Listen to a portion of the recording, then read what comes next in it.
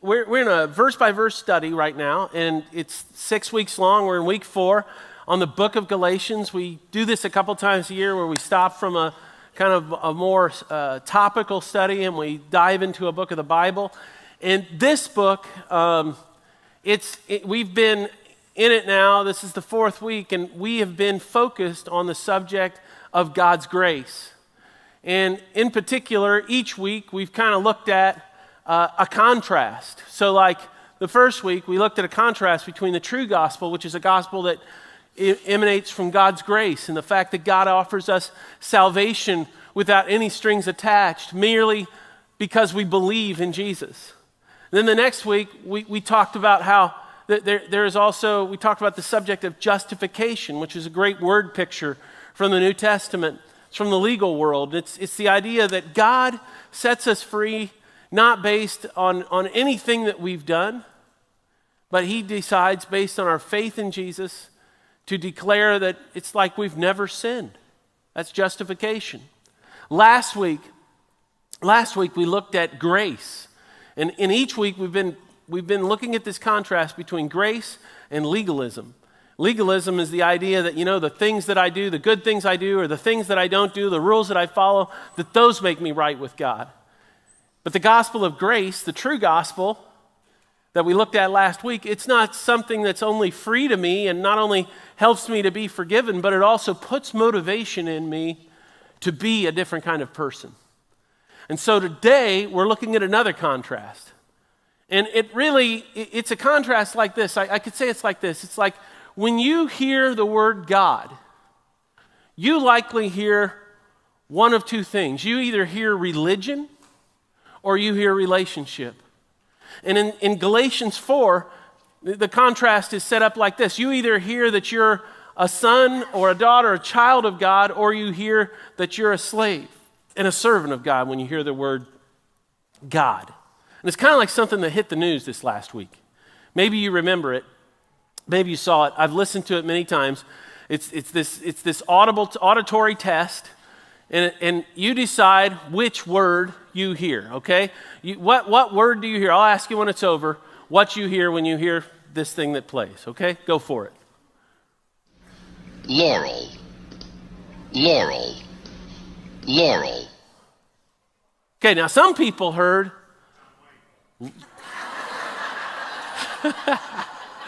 Some people heard laurel. How many heard laurel? Okay, now I have listened to it a couple hundred times, okay?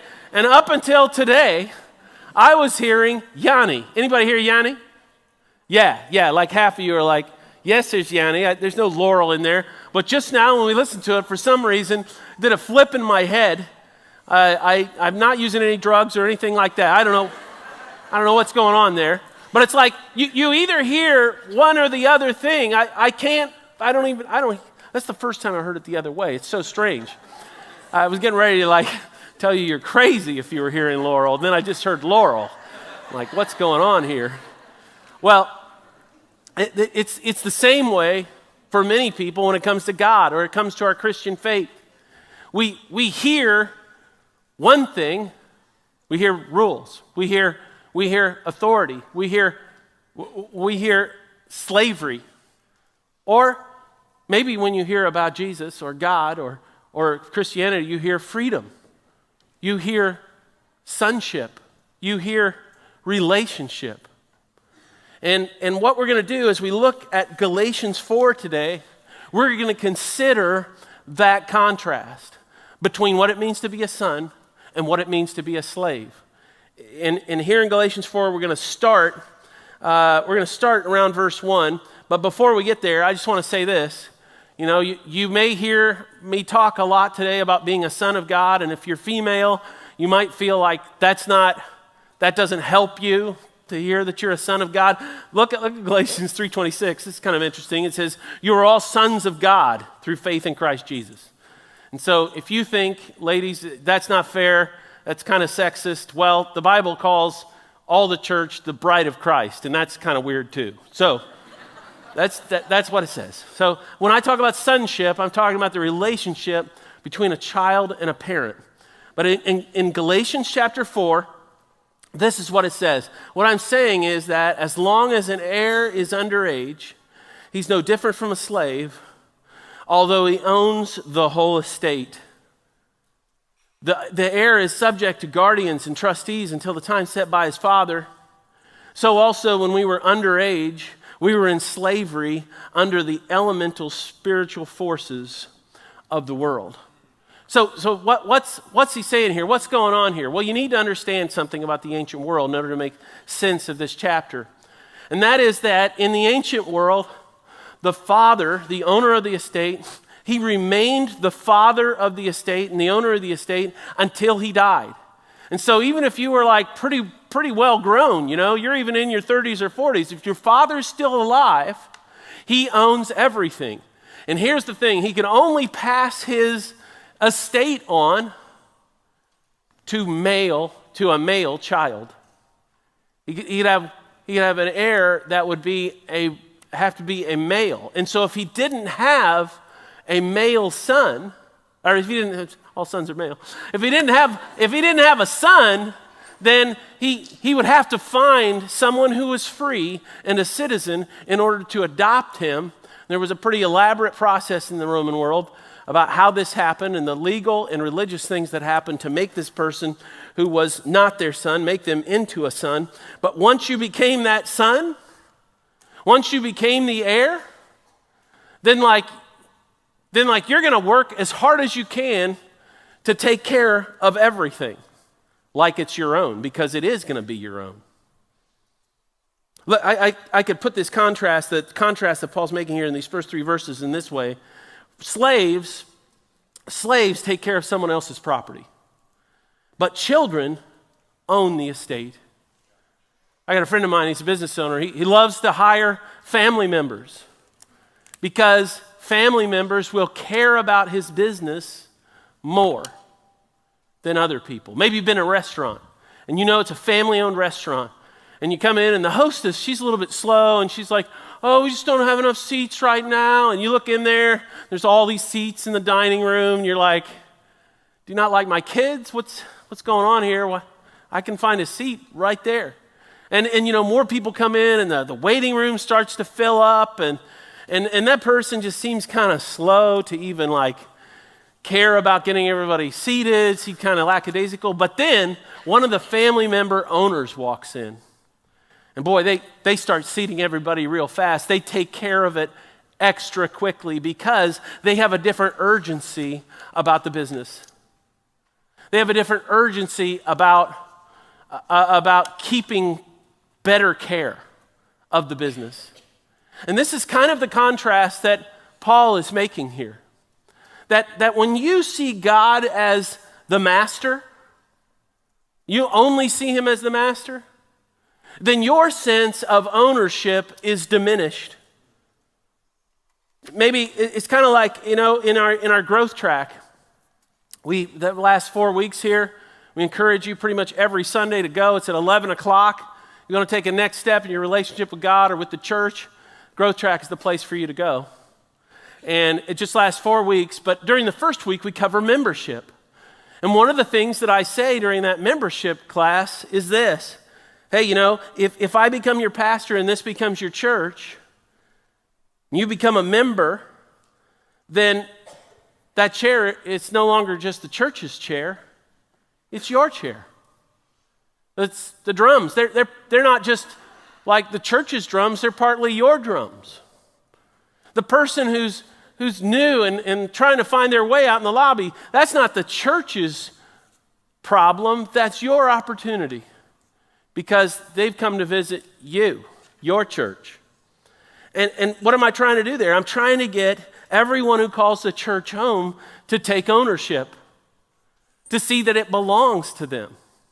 When you will approach your relationship with God as a child of God, and you'll understand that you're someone who also owns the estate, you own the kingdom, it kind of changes your motivation. I can remember when I was straight out of college, 22 years old, I went to work with a pastor who you know what? He was 49 years old. I just turned 49 this last week. And this pastor who was 49 years old. When I was 22, he seemed so old. And I can just tell you graduates, I'm not as old as I look, but maybe I am. But I remember he was a great mentor to me. And one of the things that he did that helped me grow immensely in my ownership and responsibility for the church was he never referred to me as his employee. He never talked about me. He talked about me as his partner in the ministry. He never talked about me as someone that was working for him. He always talked about me as someone working with him. And, when I look back on it, he was so much further along than I was. I mean, I didn't even feel like I should be called a pastor probably because I knew so very little about anything. But he never treated me like that. He treated me like his partner. And you know what? That's the way God treats children, because God regards children as heirs of his kingdom. Look how Romans 8:17 says it. It's working with the same idea about the son inheriting. He says, now if we are children, then we are co-heirs, heirs of God, and co-heirs with Christ. What's that mean? To be an heir of God. It means that God wants you to have every single blessing that he has. He wants to pass it on to you. Someday I hope to pass on everything that I own to the people I love the most, my immediate family. I hope I can give it to them. And God regards us in the same way. God wants you to be blessed with everything that he has, because he knows that if he gives it to you and you see yourself as a part of his kingdom, you see yourself as aspiring to be like him, you're going to use what he gives you to bless others. You follow what I'm saying? Take on the outlook and perspective of a child of God, not as a servant and a slave of God. Look at Galatians 4, verses 4 and 5. Back to Galatians 4. But when the time set had fully come, God sent his son, born of a woman, born under the law, to redeem those under the law, that we might receive adoption to sonship. This phrase, adoption to sonship, it's a legal phrase. It refers to the process that I was talking about earlier.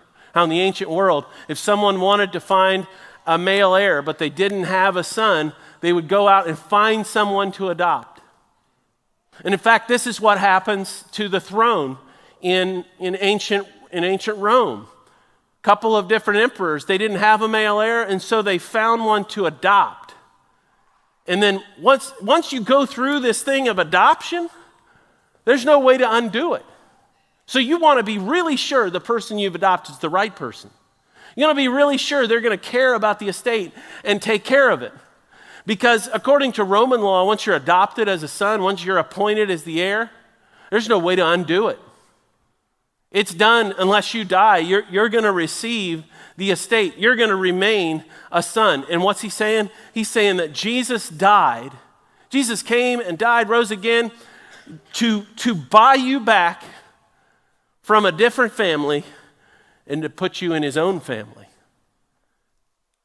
And what's he pointing out here? He's pointing out slaves, this distinction, slaves are employees. They're property of the master. But children, no, we've moved ahead a little bit. I'm sorry. We need to go back. It's all right. Slaves are employees. Children are heirs. Children, as he's talking about this, those who are the sons of God, they're people who are going to inherit his estate. Look at Galatians 4, verses 6 and 7. Because you are his sons, God sent the Spirit of his Son into our hearts. Something I just want to pause and help you to recognize is that Christianity is not entirely a rational prospect. And what I mean by that is there are many mysterious, even mystical things about being a Christian. We very much believe that we're engaged in a spiritual process. And part of what we say about Christians, part of what the New Testament teaches about Christians, is that God sends a spirit to live in us when we put our faith in Jesus. And in particular, it's the Spirit of His Son. And when the Spirit of the Son comes to live inside a Christian, what that Spirit does, among other things, is the Spirit calls out, Abba, Father. Abba, it's the most intimate term in ancient Semitic languages for father. It's like daddy, it's like papa, pops, however you call your dad. The Spirit is meant, one of His primary functions when He comes to live inside of us is to create a sense of warmth and intimacy between us and God. To draw us into this relationship of family with God. And that's a really dynamic part of being a Christian, but it also means that a slave and a son have a different kind of relationship. Now I have 3 sons, and they call me, that's all the kids I have, and they call me Dad. And in fact, when my kids call me Dad, I recognize there's a special relationship there. Sometimes people have tried to call me Dad, and I'm not really their dad. Sometimes people try to call me Father.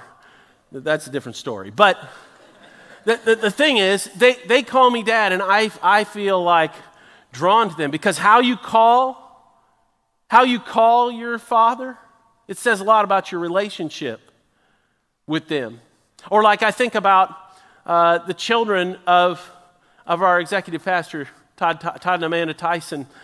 They are, we've known them for a long, long time. We lived in a couple countries together and planted churches together. And very early on, their children started calling my wife and me Aunt Tracy, Uncle Robby. And to this day, they still call us by Aunt Tracy and Uncle Robby. And whenever they do that, it reminds me of the fact that we're close. We're close in a way that I'm not close to everybody. And it's the same thing with the relationship between you and God. If you are constantly calling God King, Lord, Master, I mean, He is all those things, but you've only got part of it in place.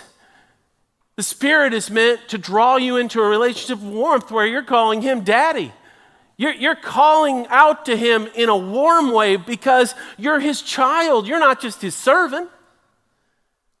And I could say it like this: slaves are property of the master. They've got a different relationship with the master than the children do. Children, on the other hand, enjoy the privileges of family. Children enjoy the privileges of family. You know, something else to consider. Not every child is an heir in the ancient world, but this is specifically referring to God's relationship with His children, that they're heirs of His. They're going to come into His kingdom. They'll come to own His kingdom like His Son does. This is part of what Christianity teaches. And then this special relationship of favor has some other implications. And it's another point of distinction between slaves and sons. Look with me at verses 8 and 9 of Galatians 4. Formerly you did not know God. You were slaves to those who by nature are not gods. That may be how you related to other gods, but when you came to know God, that was the difference. He says, now that you know God, or rather are known by God, how is it that you are turning back to those weak and miserable forces? Do you wish to be enslaved again to them all over again? What's he getting at here? He's saying, you know, you had some other systems of religion. He says, now why, once you've been made a child of God through faith in Christ Jesus, why would you turn away from that back to being a slave to God through the law? If you got to follow certain rules to be accepted by God, you got to live according to all these principles in order to be right with God, you're making yourself a slave when actually you were a child. Why would you change roles when it comes to God. That's what he's saying here.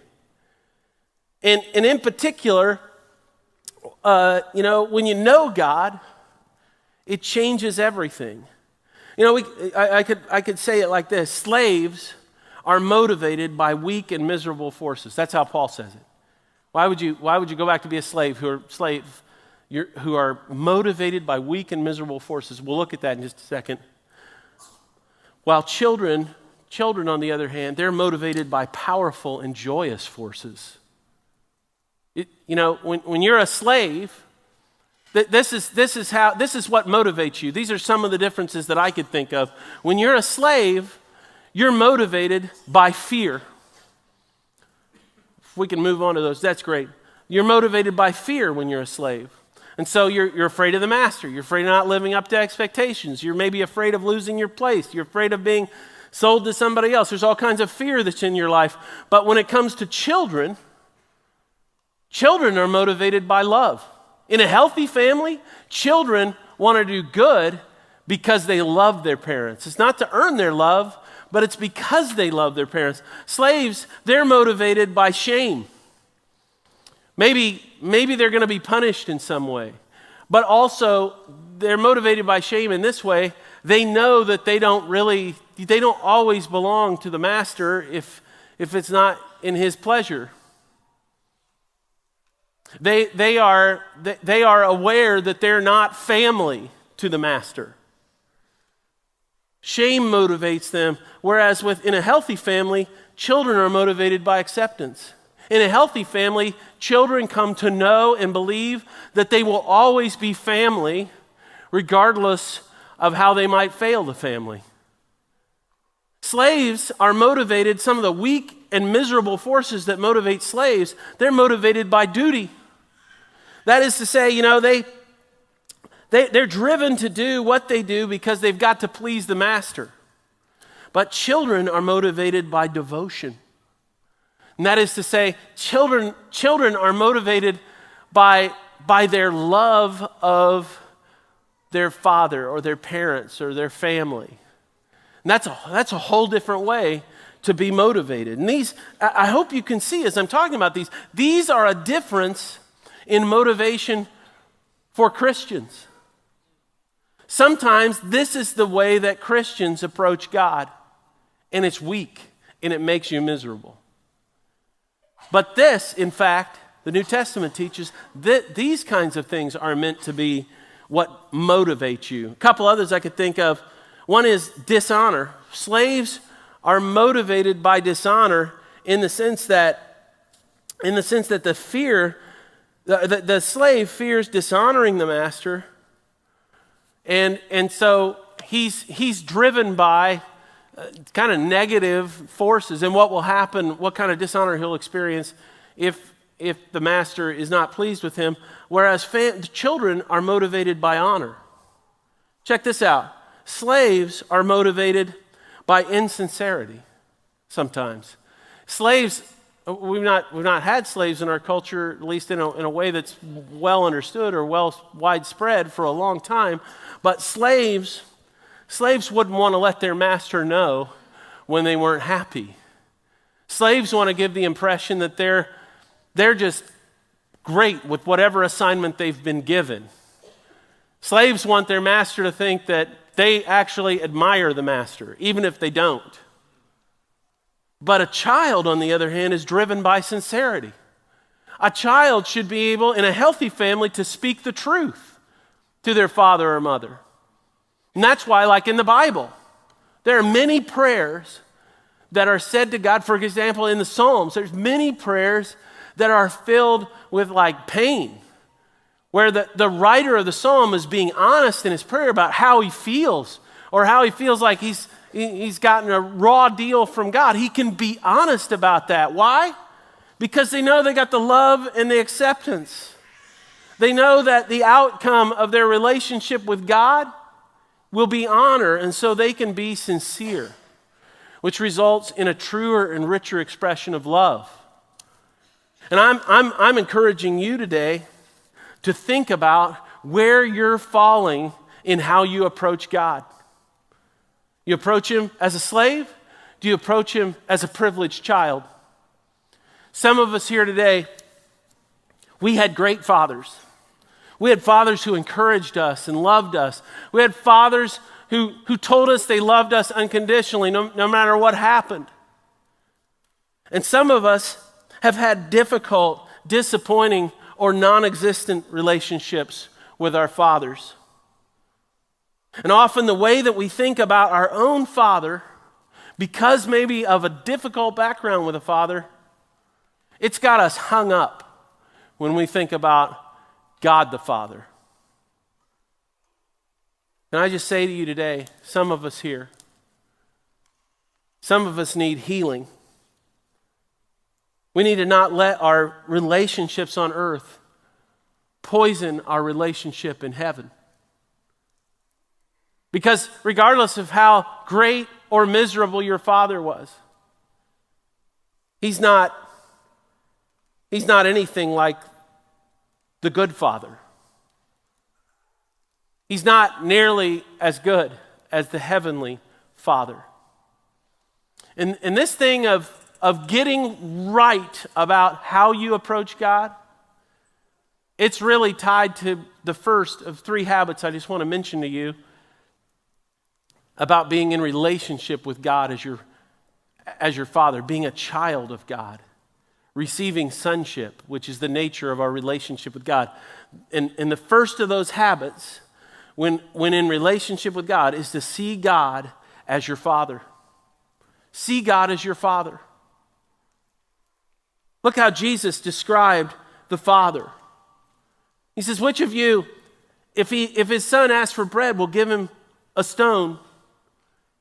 Or if he asks for a fish, will give him a steak? Nobody does that. That's absurd. If you then, though you are evil, know how to give good gifts to your children, how much more will your Father in heaven give good gifts to those who ask him? Your Father is good. He's looking out for your benefit. He's looking out for your blessing. He's not stingy. He's not every day holding some kind of checkup on you and saying, how many rules did they break today? Did they accomplish all the tasks I gave to them? That's not what he's like. That's not what he's doing. He's a good father.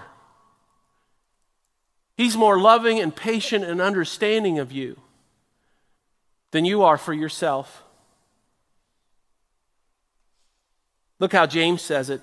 James 1:17, every good and perfect gift is from above, coming down from the Father of the heavenly lights, who does not change like shifting shadows. I think of one of my best friends in high school. His father was an alcoholic. And he would say that his dad, when he came home, he'd never know what mood his dad was going to be in. Sometimes his dad would come home and he was kind of delirious and out of it, and he'd just kind of fall in bed, and everyone was relieved at home. And sometimes he'd come home and he would be extra animated, extra happy, but everybody knew he was drunk. And sometimes his drunk dad would come home and he was mad. He would break things and he would beat my friend's mother. I want you to hear loud and clear today.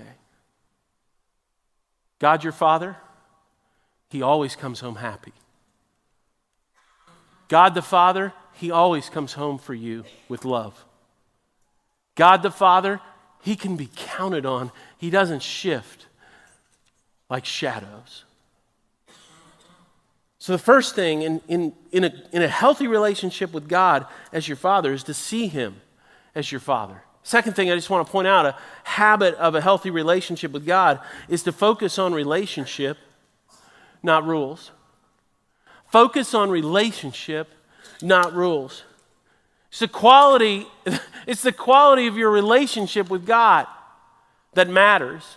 The time you spend with him, how much you find that you're growing in your ability to hear his voice and do the things that you sense that he wants you to do. It's the nature of your prayer life, your connection with God in worship. That's That's what matters. Far more than all the rules. Look how Galatians 4, 10, and 11 say it. You're observing special days and months and seasons and years. He says, I fear for you that somehow I have wasted my efforts on you. What's going on here? Remember the context of Galatians? These people think that they need to obey the Old Testament law, which has a bunch of rules about what days are special and what days aren't and all this kind of thing. And he says in the middle of it, he says, I fear for you. Why is he afraid for them?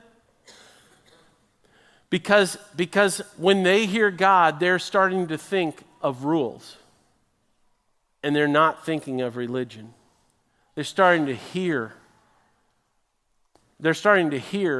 what they need to do for God, not who they need to be with God.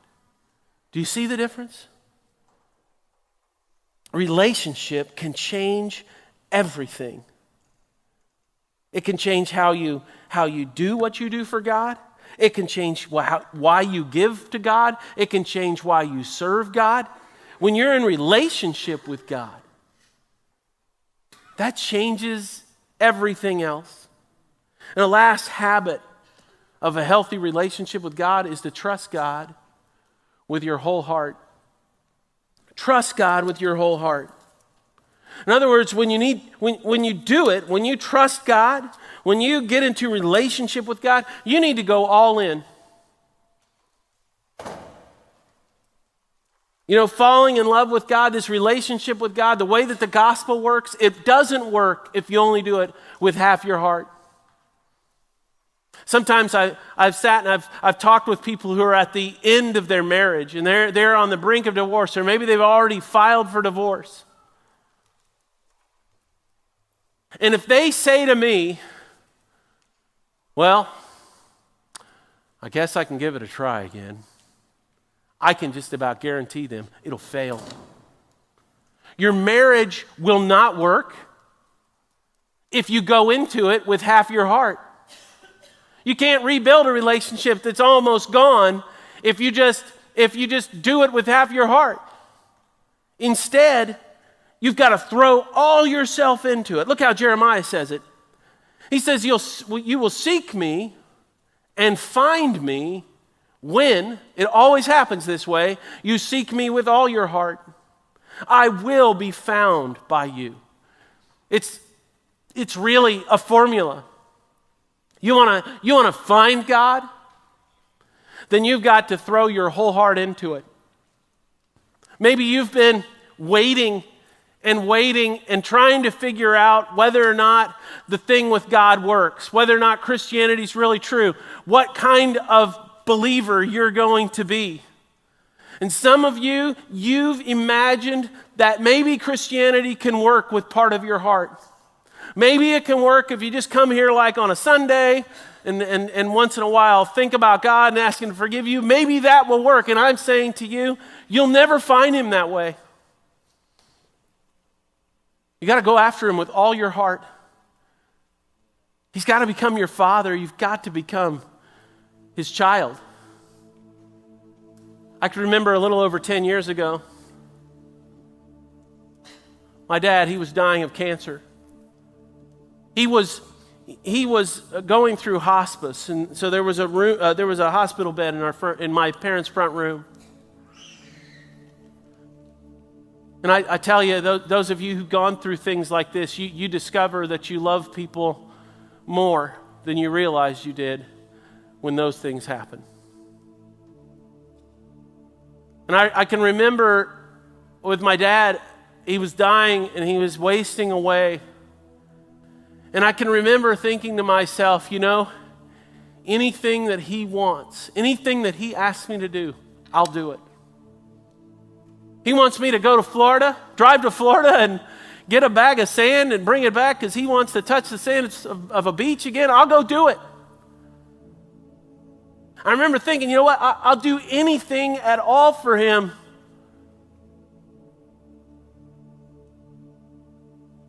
Why is that? It's because my father, he was like in my heart. It's because time and time again, he had shown me over the course of my life, he would have done anything for me. And I'm saying to you, that's the nature of a true relationship with God. That's the kind of relationship that the Christian faith invites you to with God, where He becomes your Father, you become an heir of every good thing that He has. And my friends, that's what I want for you during this study in Galatians, because that's the path to freedom.